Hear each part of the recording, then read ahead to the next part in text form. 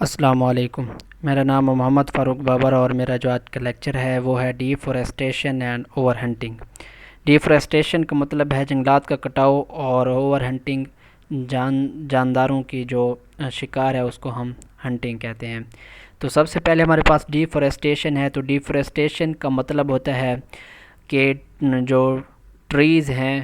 Forest کے اندر یا پودے ہیں، درخت ہیں، ان کو کاٹنا ڈیفورسٹیشن کہلاتا ہے۔ تو ڈیفورسٹیشن میں فارسٹ کو نان فارسٹ لینڈ میں تبدیل کیا جاتا ہے، یعنی کہ ایسی زمین میں تبدیل کیا جاتا ہے جس پر درخت یا پودے نہیں ہوتے۔ اس کے بعد ہم causes and effects of deforestation دیکھتے ہیں کہ ڈیفورسٹیشن یا جنگلات کا کٹاؤ ہو کیوں رہا ہے۔ تو کبھی کبھی ان کا جو ڈیفورسٹیشن ہے بہت کم ہوتی ہے، لیکن کبھی کبھی بہت زیادہ ہو جاتی ہے اور اس کا اثر ایکو سسٹمز پر پڑتا ہے۔ تو ڈیفورسٹیشن ریموول آف فارسٹ کا یہ ریزلٹ ہو سکتا ہے، یعنی کہ فارسٹس کو ختم کرنے سے ڈیفورسٹیشن ہوتی ہے، اور یہ ریموول آف فارسٹ اس لیے کیا جاتا ہے تاکہ لکڑی حاصل کی جا سکے، تاکہ اس کو جو ہے وہ آگ جلانے کے لیے استعمال کیا جا سکے، اور ٹمبر لکڑی حاصل کرنے کے لیے جو کہ عمارتی لکڑی ہوتی ہے، تو عمارتیں بنانے کے لیے بھی لکڑی حاصل کرنے کے لیے فارسٹ کو کاٹا جاتا ہے۔ اس کے بعد ایگریکلچر یعنی کہ کھیتی باڑی کے لیے زمین حاصل کرنے کے لیے فارسٹس کو ختم کیا جاتا ہے، اور گھر بنانے کے لیے بھی فارسٹس کو ختم کیا جاتا ہے تاکہ زمین حاصل کی جا سکے۔ تو اس کے بعد ڈیفورسٹیشن سے یعنی کہ جنگلات کے کٹاؤ سے جو انوائرنمنٹ ہوتا ہے اس میں اماؤنٹ آف واٹر کم ہو جاتی ہے، اور اس میں موئسچر یعنی کہ نمی بھی کم ہو جاتی ہے۔ اس کی وجہ یہ ہے کہ جب پلانٹس ہوتے ہیں یا ٹریز ہوتے ہیں کسی ایکو سسٹم میں موجود ہوتے ہیں، تو وہ ٹرانسپائریشن کا پروسیس کرتے ہیں کہ ان میں جو ہے وہ پانی کا لاس ہوتا رہتا ہے ویپرز کی صورت میں، تو اس سے جو ہے انوائرنمنٹ میں پانی موجود رہتا ہے اور نمی موجود ہوتی ہے انوائرنمنٹ میں۔ تو جب یہ جنگلات یا پودے کاٹ لیے جاتے ہیں تو وہ پانی ختم ہو جاتا ہے، اور اس موئسچر بھی انوائرنمنٹ میں ختم ہو جاتی ہے۔ تو اس کے علاوہ یہ ہے کہ جب جنگلات نہیں ہوتے تو سائل ایروجن یعنی کہ زمینی کٹاؤ بھی شروع ہو جاتا ہے، کیونکہ جب ٹریز ہوتے ہیں تو یہ سائل کو مضبوط رکھتے ہیں، ایک ہی جگہ پر رکھتے ہیں اور مضبوط رکھتے ہیں۔ تو یہ جنگلات کاٹنے سے سائل ایروجن یعنی کہ زمینی کٹاؤ بھی شروع ہو جاتا ہے۔ اس کے بعد یہ ہے کہ جب جنگلات کاٹے جاتے ہیں تو جب رینز آتی ہیں تو ریورز میں پانی زیادہ ہو جاتا ہے اور وہ مڈ سے بھر جاتا ہے، یعنی کہ مٹی سے بھر جاتا ہے۔ اس کی وجہ یہ ہوتی ہے کہ اگر جنگلات ہوں تو وہ جو ہے وہ زمین کو بارش کے اثر سے بچا سکتے ہیں، لیکن جب جنگلات نہیں ہوں گے، پودے نہیں ہوں گے، تو وہ جو بارش ہے وہ ڈائریکٹ زمین پر پڑے گی اور اس کو جو ہے نقصان پہنچا سکتی ہے، اور اس زمین کے جو ایسنشل نیوٹرینٹس ہوتے ہیں جو کہ ہمارے پلانٹس کی یا ہم جو فصلیں اگاتے ہیں ان کی گروتھ کے لیے ضروری ہوتے ہیں، وہ نیوٹرینٹس بھی باہر آ جاتے ہیں، اور زمین ان نیوٹرینٹس کو کھو دیتی ہے جو کہ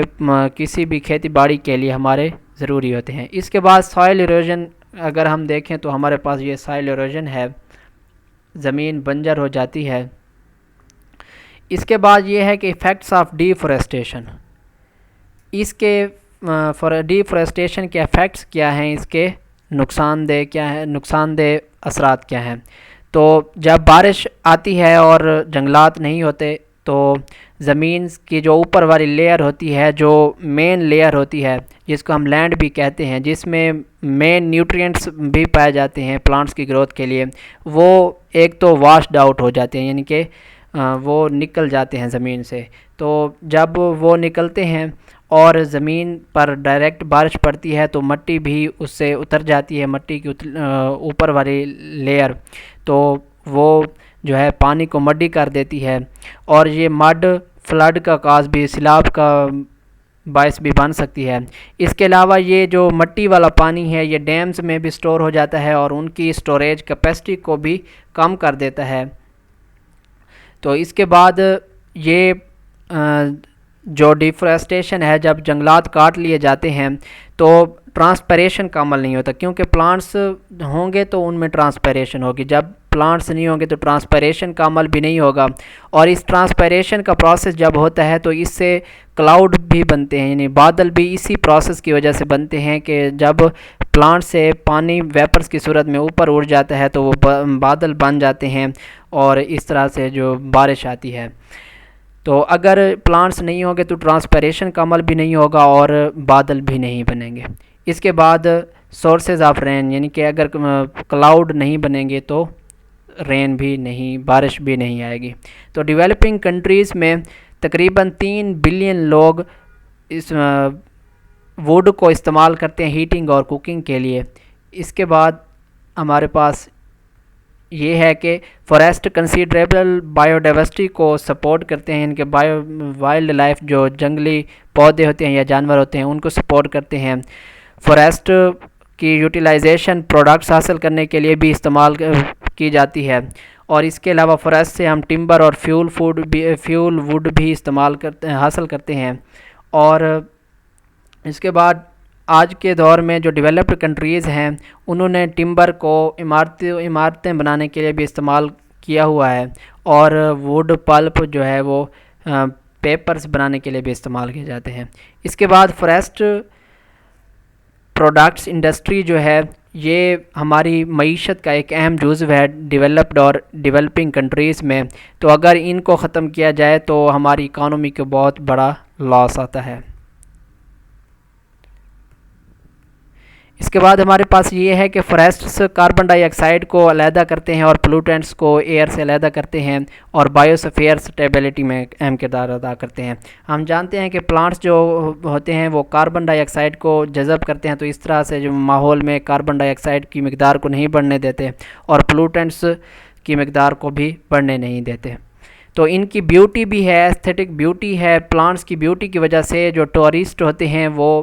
دوسرے ملکوں سے ان ملکوں میں جاتے ہیں جن میں فوریسٹس ہوتے ہیں، ان کی بیوٹی کی وجہ سے وہ وہاں جاتے ہیں۔ تو اس کے بعد یہ ہے کہ فوریسٹیشن کی وجہ سے یہ جو ایستھیٹک بیوٹی ہے فوریسٹس کی یہ بھی کم ہو گئی ہے، اور اس وجہ سے ہماری معیشت بھی بہت نیچے چلی گئی ہے۔ تو پاکستان میں ڈیفورسٹیشن گریٹ تھریٹ ہے بائیو ڈائیورسٹی کے لیے، اور خاص طور پر خیبر پختونخوا میں، تو یہاں پر ہر سال 1% پر ایئر سے جو جنگلات ہیں وہ کم ہوتے جا رہے ہیں۔ اس کے بعد ہمارے پاس اوور ہنٹنگ ہے۔ اوور ہنٹنگ مطلب کہ شکار، تو ایکسٹینشن آف سپیشیز میں اس نے بہت اہم کردار ادا کیا ہے۔ تو بہت سی سپیشیز جو ہے وہ انڈینجر سپیشیز ہیں، جن میں ویلز ہیں، آئیبیکس ہیں، مارخور ہے۔ مارخور کو پاکستان کا نیشنل اینیمل بھی کہا جاتا ہے۔ تو اس طرح سے جو ہے یہ ہنٹنگ سے سپیشیز انڈینجرڈ ہو رہی ہیں، اور خطرہ ہے کہ وہ فیوچر میں ایکسٹنٹ بھی یعنی کہ ناپید بھی ہو سکتی ہیں۔ تو کمرشل ہنٹنگ جو ہوتی ہے وہ لیگل ہو یا اللیگل ہو، وہ بھی بائیو ڈائیورسٹی یعنی پلانٹس یا اینیملز کے لیے خطرہ ثابت ہو سکتی ہے۔ اس کے بعد ہم سٹیپس پڑھیں گے کچھ جو کہ ہمارے ایکو سسٹمز میں